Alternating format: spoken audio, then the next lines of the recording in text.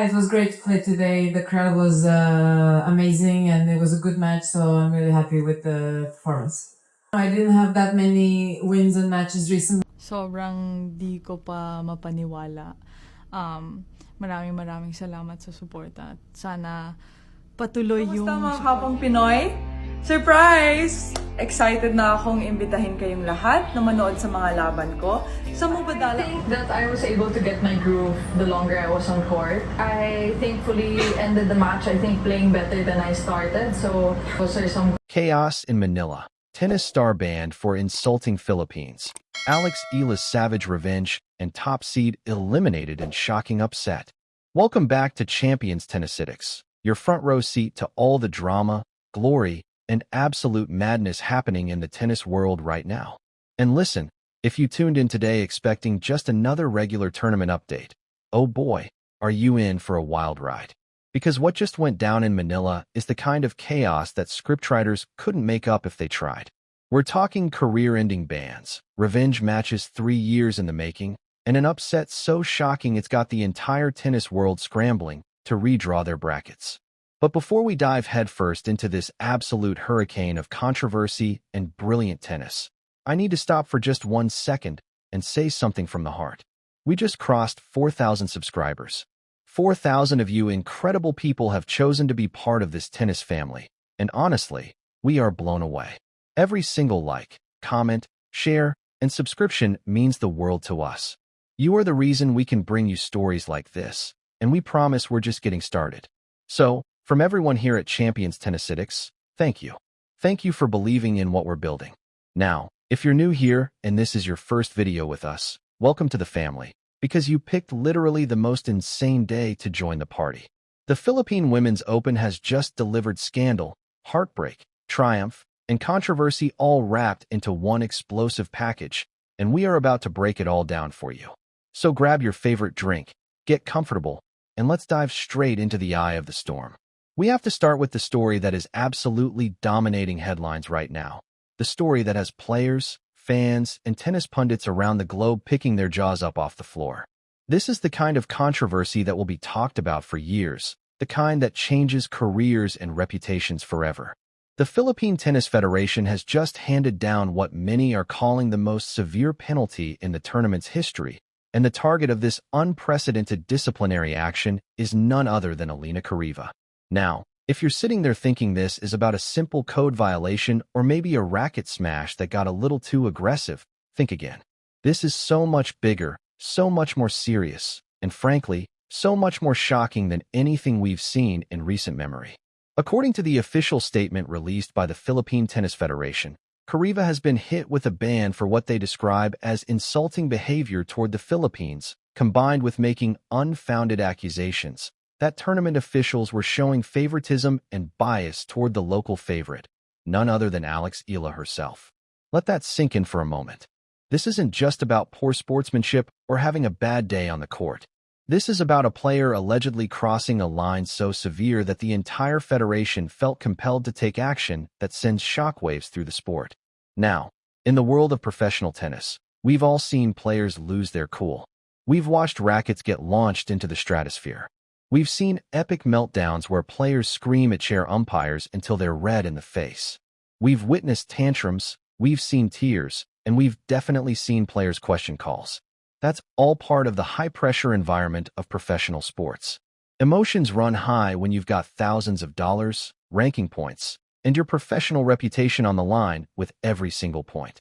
But what Kuriva allegedly did goes far beyond the usual heat-of-the-moment frustration. Accusing a national tennis federation of rigging matches in favor of a hometown player is essentially the nuclear option of tennis complaints. It's not just saying that call was wrong or I don't agree with the umpire. It's questioning the fundamental integrity of the entire tournament, suggesting that the competition isn't fair, that the results are predetermined, and that the officials are corrupt. That is career-threatening territory, both for the accuser and potentially for the accused. And to layer on top of that alleged accusations of insulting the host nation itself, that's not just burning bridges, that's detonating them and salting the earth where they once stood. The Philippine Tennis Federation clearly felt they had no choice but to respond with force. Their official statement didn't pull any punches either. They made it absolutely clear that this decision wasn't made lightly, but that it was necessary to uphold what they called the principles of fairness and integrity that are supposed to be the foundation of competitive tennis. They're essentially saying that you don't get to come into their country, compete in their tournament, enjoy the hospitality and facilities they've provided, and then turn around and publicly trash the nation while making explosive accusations about corruption without facing serious consequences. It's a line in the sand, a message to every player in the draw and every player watching around the world that there are boundaries you simply cannot cross, no matter how frustrated you might be with your performance or your results. The Federation is standing firm on the position that protecting the integrity of the sport and the dignity of the host nation takes precedence over any individual player's participation. And honestly, regardless of where you stand on the severity of the punishment, you have to admit it sends a powerful message. But here's where this story gets even more complex and layered. The tennis community is absolutely divided on this. Social media is on fire with debates, arguments, and hot takes flying in every direction. On one side, you've got people applauding the Federation for taking a stand, for refusing to let disrespectful behavior slide, and for protecting both the integrity of the competition and the honor of the Philippines. These supporters argue that sports should be bigger than just winning and losing, that respect, sportsmanship, and integrity matter just as much as talent and results. They point out that if you're going to compete internationally, you need to be a respectful guest in whatever country is hosting you, and that making inflammatory accusations without solid evidence is reckless and damaging. They see this ban as a necessary deterrent, something that will make future players think twice before letting their frustrations boil over into disrespectful or accusatory behavior. On the other side of the debate, you've got critics who are raising concerns about whether the punishment fits the crime, questioning whether a ban is too extreme, and worrying about the precedent this sets for player expression and the ability to voice legitimate concerns about officiating. These critics argue that while Kuriva's alleged comments may have been inappropriate or poorly thought out, athletes should have some freedom to express frustration with officiating without facing career-altering consequences. They're asking important questions about where the line is between protecting a tournament's reputation and potentially silencing players who might have genuine grievances. The truth, as it so often does, probably lies somewhere in the complicated middle. What we know for certain is that the Philippine Tennis Federation felt that Kuriva's behavior crossed a very serious line, and they responded with what is unquestionably the harshest penalty they could hand down. Whether history will judge this decision as appropriately firm or excessively harsh remains to be seen, and it will likely depend on details that we in the public may never fully know. What specific words were said? In what context? Were there attempts to resolve the situation before it escalated to this level? These are questions that may or may not be answered in the coming days and weeks. What we can say with certainty is that this controversy has cast a long shadow over what should be a celebration of women's tennis in the Philippines. Instead of the headlines being all about brilliant tennis and inspiring performances, there's now this dark cloud of scandal and controversy hanging over the entire tournament. And while the officials and organizers are probably hoping that the story fades and the focus returns to the actual tennis, you can bet this is going to be a topic of discussion in locker rooms, press conferences, and tennis media for quite some time. But as they say in the world of entertainment, the show must go on, and despite the controversy swirling around the tournament, the actual tennis being played on the courts of the Rizal Memorial Tennis Center has been absolutely spectacular.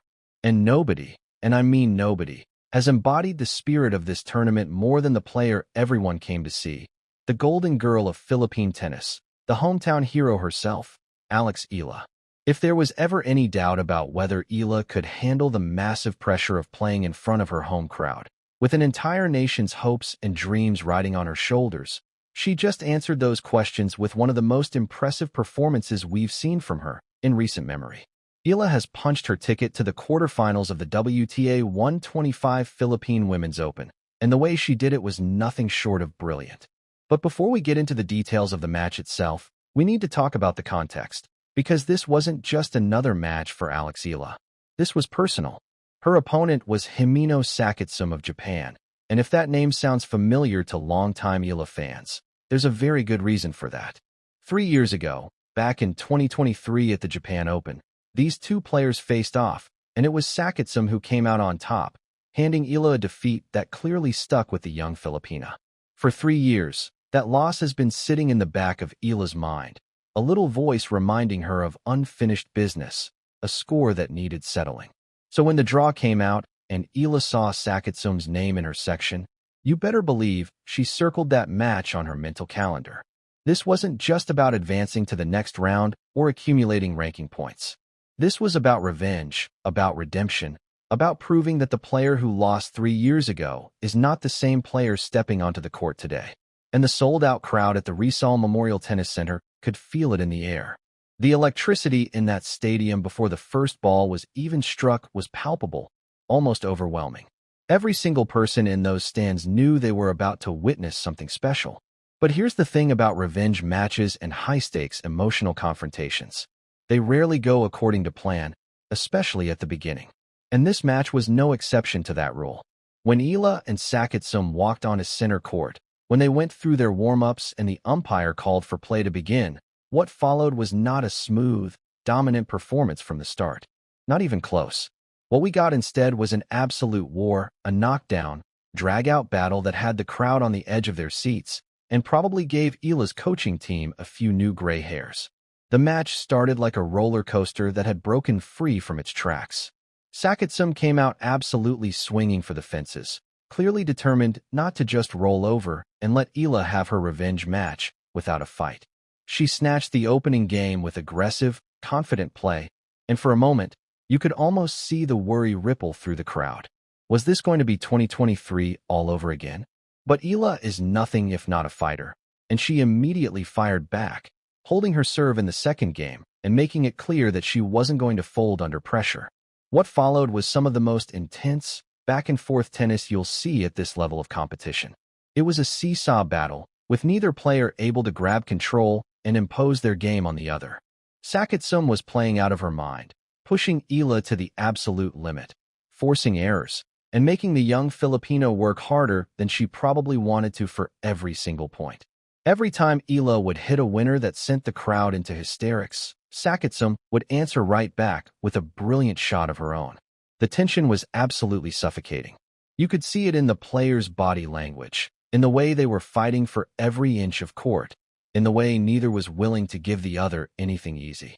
The crucial moment, the absolute hinge point of the entire match, came when they were locked at 4 games all in the opening set.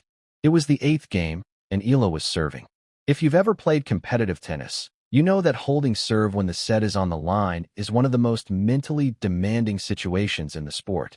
Your opponent is hunting for a break, the crowd is going crazy, and your own mind starts playing tricks on you. And Eala found herself in the nightmare scenario for any server. She fell behind and suddenly was staring down the barrel of not 1, not 2, not 3, but 4 break points. For chances for Sakitsum to break serve and put herself in position to serve out the set. If Sakitsum wins that game, she goes up 5-4 and serves for the first set. The momentum would have shifted dramatically, and who knows how the rest of the match would have unfolded. The old Eala, the one who lost to Sakitsum 3 years ago, might have crumbled under that kind of pressure. But this is the new Eala, the battle-tested, mentally stronger version of herself that has been forged through years of professional tennis. And what she did in that moment was nothing short of extraordinary. But she also showed a delightful sense of humor and self-awareness when she told reporters that she hopes the fans keep rooting for her. But she added with a smile that she understands they might have to reconsider that support if she ends up facing Eala deeper in the tournament. It was a perfect acknowledgement of the reality of the situation. The Filipino fans love good tennis, and they've shown respect and appreciation for all the players. But if it comes down to Vekic versus Eala with a title on the line, there's absolutely no question who 99.9% of that crowd is going to be supporting. And Vekic knows that, respects that, and is clearly okay with it. That kind of graciousness and good humor is part of what makes her such a well-liked player on tour. Vekic's next challenge comes in the form of China's Lin Zhu, who advanced to the quarterfinals by taking down Thailand's Maninkaya Sawanki in a tough 2-setter, 6-3, 7-6. That second set tiebreak tells you that Sawanki didn't go down without a fight, and Lin Zhu had to earn that victory. So Vekic knows that the level of competition is only going to increase from here. The easy matches, if you can call any professional tennis match easy, are over. From the quarterfinals on, every opponent is going to be a serious threat, someone who has proven they belong at this stage of the tournament. But Vekic seems completely unfazed by the challenge. When asked about facing tougher opposition as the tournament progresses, she had the perfect response. That's what I'm here for, to have matches, to improve my level. That's the mindset of a champion, someone who welcomes the challenge rather than shying away from it.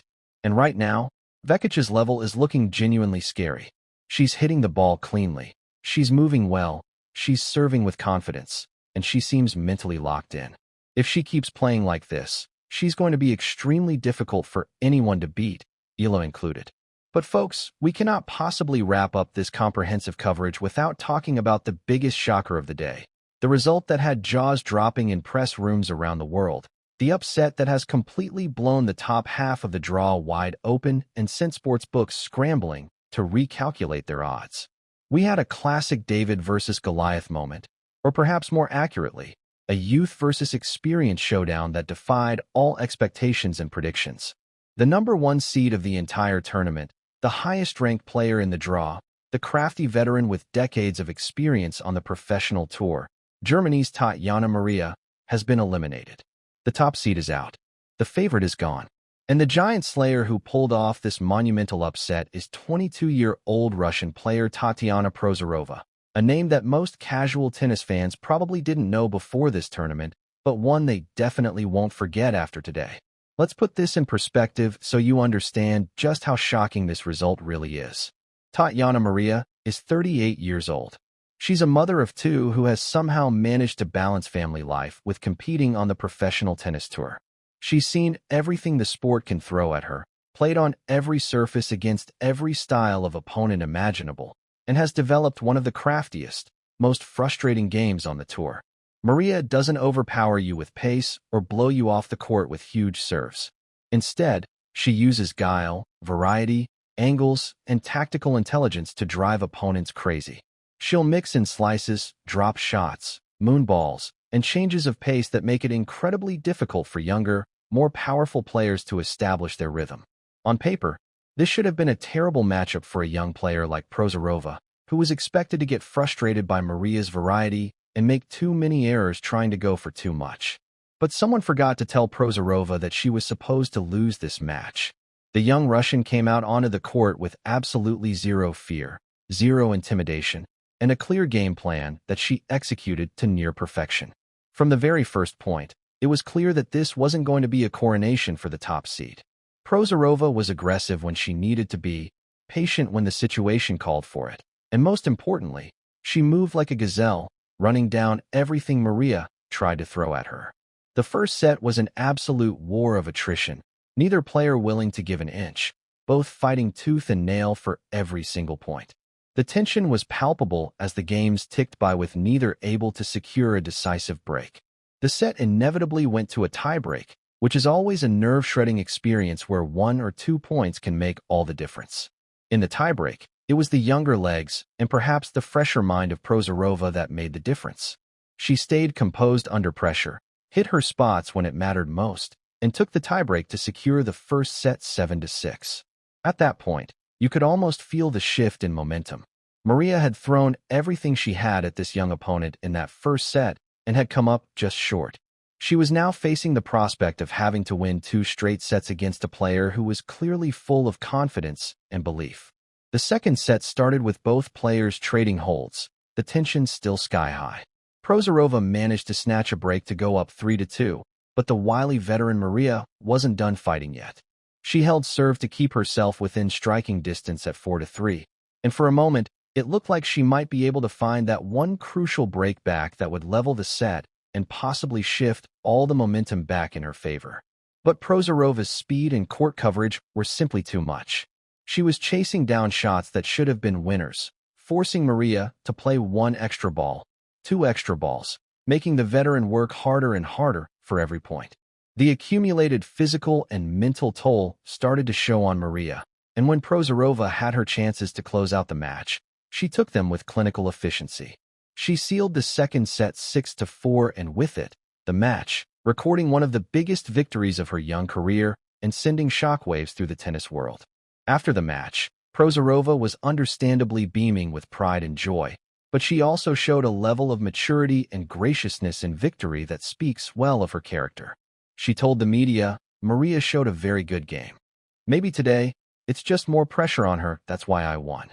That's an incredibly humble way to characterize what was actually a brilliant performance on her part, but it shows that she respects her opponent and understands that upsets happen in sports, sometimes due to great play from the underdog, and sometimes due to the favorite carrying extra pressure or having an off day. The reality is probably that it was a combination of both. Prozorova played exceptional tennis, and Maria, feeling the weight of being the top seed and the expectations that come with that, couldn't quite find her best level when it mattered most.